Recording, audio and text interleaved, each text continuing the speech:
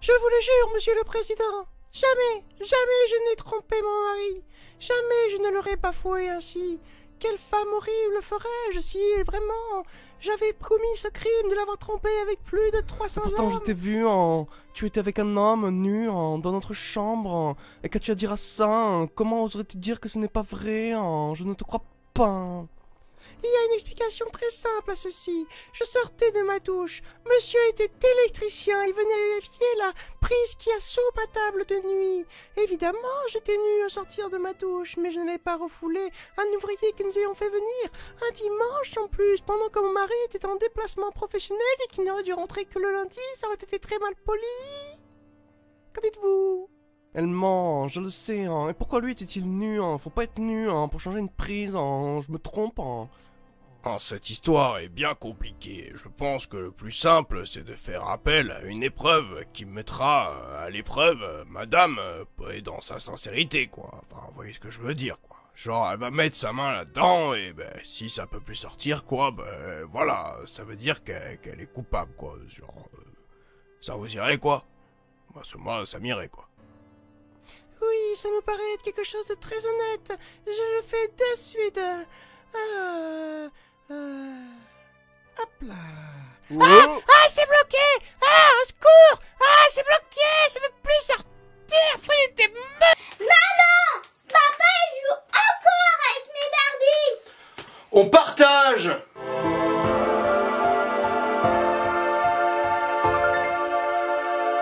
Bonjour tout le monde, j'espère que vous allez bien et que vous avez le cerveau bien accroché. Nous allons être un peu mystiques aujourd'hui. Préparez-vous à faire péter le compteur à Bovis. Dans ma tête, parce que je ne veux pas dire le nom de la personne. Et voilà, je vais demander son taux vibratoire de cette personne. Élément de la procédure juridique d'une partie de notre histoire, les ordalies sont encore aujourd'hui utilisés dans certaines parties du monde. Ce n'est jamais qu'un mode de preuve qui obéit à sa propre rationalité. C'est irrationnel, quoi. Lorsqu'on se place vers les 6e et 7e siècles, on s'aperçoit que l'on est dans une procédure qui est essentiellement accusatoire. Cela signifie que pour qu'une procédure judiciaire se déclenche, des événements doivent être rapportés à la justice. Peu à peu, des modes de preuve, que l'on appelle des modes de preuve barbares, issus des peuples barbares, vont prendre le pas sur les modes de preuve plus traditionnels romains. Parmi ces modes de preuve, il y a les ordalies.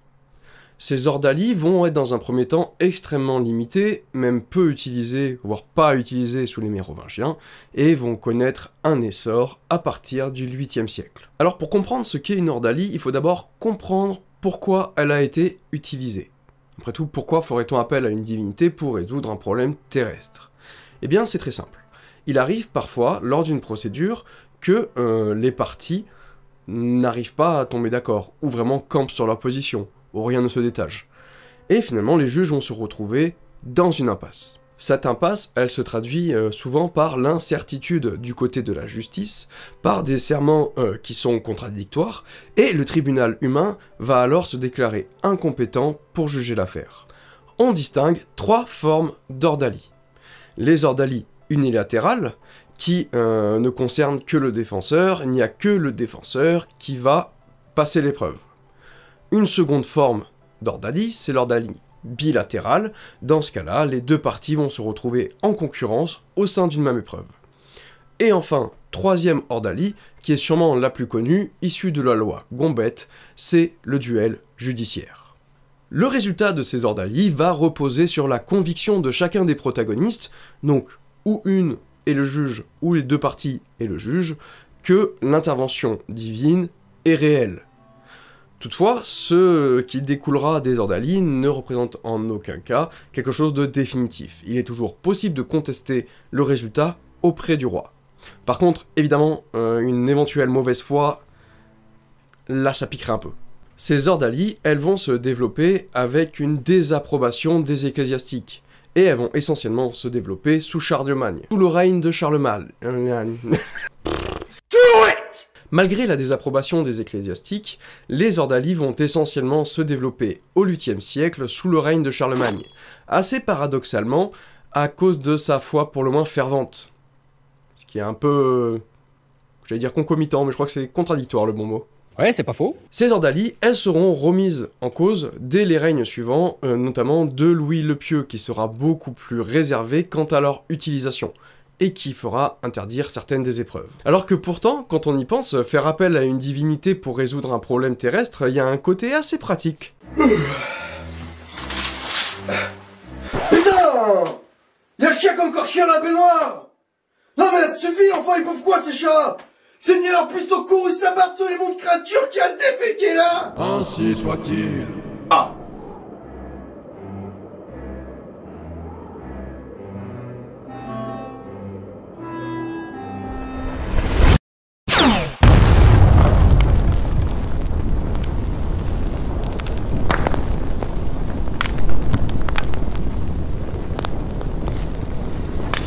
Alors sur la forme, une ordalie, qu'est-ce que c'est? Ce n'est ni plus ni moins qu'une épreuve physique qui sera subie par les parties au procès, alors que ce soit les parties en elles-mêmes, l'accusation, la défense, ou encore par un champion qu'elles auront désigné. Pour les participants, plus que leur culpabilité ou leur innocence, c'est leur pureté qu'ils vont devoir prouver, et plus exactement, la pureté liée au serment qu'ils auront prononcé auparavant. Finalement, de ces ordalies, ce qu'on va déduire, c'est vraiment la pureté de la personne. Si elle a menti, si son serment était faux, alors cette personne sera impure. Donc, elle échouera l'épreuve. C'est vrai que dit comme ça peut paraître assez anecdotique. Et pourtant, c'est le fondement même de l'ordalie. On va, avant tout, mettre en avant le parjure, ou pas, d'une personne. Et si elle a parjuré, elle se verra sanctionnée ici, dans le monde des vivants, donc bien avant son jugement dernier. On ne va pas déterminer la culpabilité ou au contraire l'innocence d'une personne, non, on va déterminer par le résultat de l'ordalie sa pureté. Et de ce résultat de pureté ou pas, on en déduira des conséquences judiciaires. Cette logique explique complètement pourquoi les ordalies se développent à un moment où il y a une recrudescence des faux serments, ou du moins où il y a une remise en cause des serments. Donc comme on a dit, l'ordalie, c'est une épreuve physique. Cette épreuve physique, elle va revêtir plusieurs formes. Tout d'abord, l'ordalie de l'eau bouillante ou encore l'ordalie du feu. Là finalement c'est quelque chose d'assez simple à saisir. Soit on fait prendre un fer rouge et faire quelques pas à la personne avec ce fer rouge, soit on la fait tremper sa main dans un chaudron d'eau bouillante afin d'aller y retirer un objet. Après cette épreuve, la main de la personne est pansée, et quelques jours plus tard, quand on retirera les pansements, on en déduira la pureté ou non de celui qui a subi l'ordalie. Autre ordalie, l'ordalie de l'eau froide.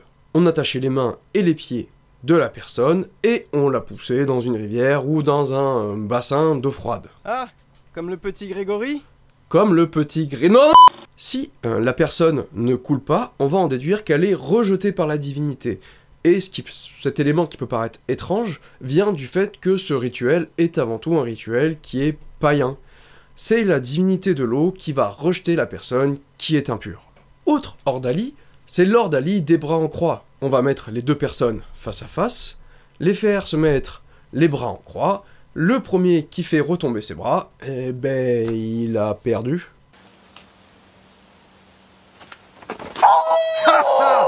Et enfin, une ordalie relativement rigolote, c'est l'ordalie du pain et du fromage. On lui sert un gueuleton, on bénit le tout. S'il n'arrive pas à manger, s'il n'arrive pas à tout finir, bref, on adapte l'épreuve à ce qu'on veut faire, eh ben il est coupable. Voilà, paye ton pain, paye ton fromage.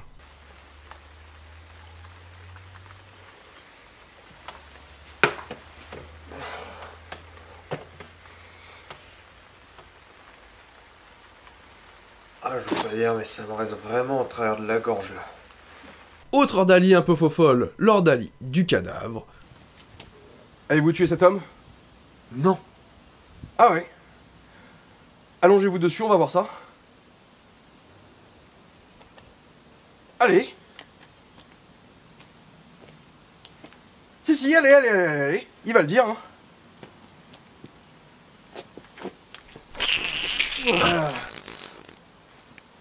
Faut croire que si. Bon, restez là, je reviens. Et enfin, l'ordalie la plus connue, qui est le duel judiciaire qui se passait... Alors, peut-être pas exactement comme ça quand même. Bref, pour celle-là, c'est peut-être la plus simple à comprendre. Un duel, pouf pouf, celui qui est vivant, bah il a gagné. Alors, ces ordalies, évidemment, les religieux, ils ne les ont pas vus d'un très bon œil. Après tout, ce sont les prêtres, les religieux d'une manière générale, qui sont le relais entre la voie divine et le monde terrestre. Alors qu'un juge puisse faire appel à la divinité sans passer par eux, c'est un peu le manager qui va court-circuiter le mec au-dessus pour aller voir le boss, quoi. Donc c'est pas très bien vu. Mais malgré tout, ils vont être pragmatiques, et ils vont s'immiscer dans les ordalies, afin tout simplement de les contrôler. Et parce que c'est là qu'il y a une petite subtilité aussi. Nos ancêtres n'étaient pas si fous. En effet, la subtilité repose sur la ritualisation des ordalies, et ces rituels, ils vont être largement adaptés suivant ce que l'on veut faire dire à l'ordalie. Je vous explique. Si l'on prend l'ordalie du feu, par exemple, ça va se dérouler à l'église. Le prêtre va rentrer dans l'église avec le patient. Oui, on parle d'un patient. C'est lui qui va subir, quoi. Va prendre cher. Bravo, bravo. Et donc, le patient et le prêtre sont les seuls dans l'église au moment où le prêtre va allumer le feu qui va servir à faire chauffer le fer. Une fois que ça c'est fait, les témoins des deux parties vont rentrer dans l'église, et à partir de ce moment-là, le foyer ne sera plus nourri. Donc, déjà, premier point, si le prêtre a décidé de faire un tout petit foyer, il y a de fortes chances que l'incandescence soit main vive. Ensuite, s'il sait que la personne est innocente, ou du moins s'il a le sentiment que la personne est innocente, toute la bénédiction qui va précéder, et tout la ritualisation, la prière qui va précéder le passage de l'ordalie, va durer plus ou moins longtemps, ce qui va permettre au fer de refroidir plus ou moins vite. Avant le passage de l'ordalie, autre moment où on peut truquer un peu ce qui va se passer, c'est lors de la bénédiction. Le prêtre va bénir la main de la personne, avec plus ou moins de zèle. Ce petit manège, il peut aussi se retrouver, par exemple, très facilement dans l'ordalie de l'eau bouillante. Parce qu'on a ce style de bénédiction. Je te bénis. D'accord. Et on a aussi ce style de bénédiction. Ah, je te bénis! Ah, d'accord. De toute façon, l'épreuve qui est choisie par les juges se fait le plus souvent en fonction du résultat que l'on veut obtenir. Si on fait passer l'ordalie de l'eau froide, il y a des chances que si on sait que la personne est coupable, on aille choisir une petite mare où il va forcément surnager. De la même manière, si on sait que le mec est assez costaud physiquement et peut tenir en apnée, mais l'épreuve de l'ordalie de l'eau froide va se transformer en concours d'apnée.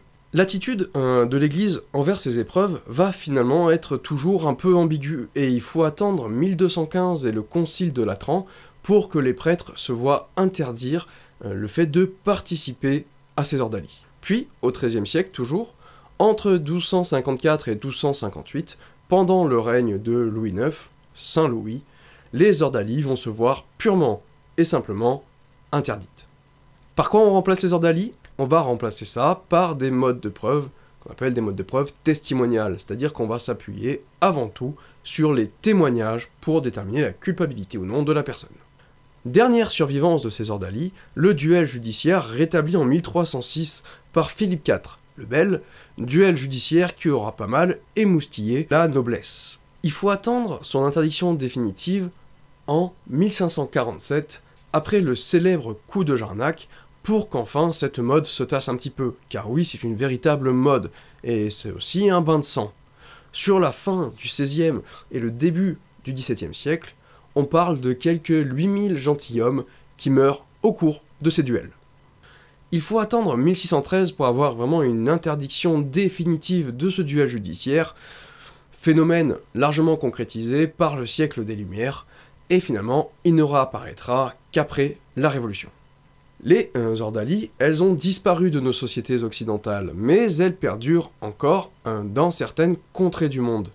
C'est un folklore qui fascine, c'est un folklore qui intrigue, et qui finit par servir la justice en s'appuyant sur les convictions, on peut le dire, irrationnelles, des partis. J'espère que cet épisode vous a plu, que vous aurez appris plein de choses. En attendant, moi je vous souhaite un bon début de mois de juillet, et je vous fais des bisous.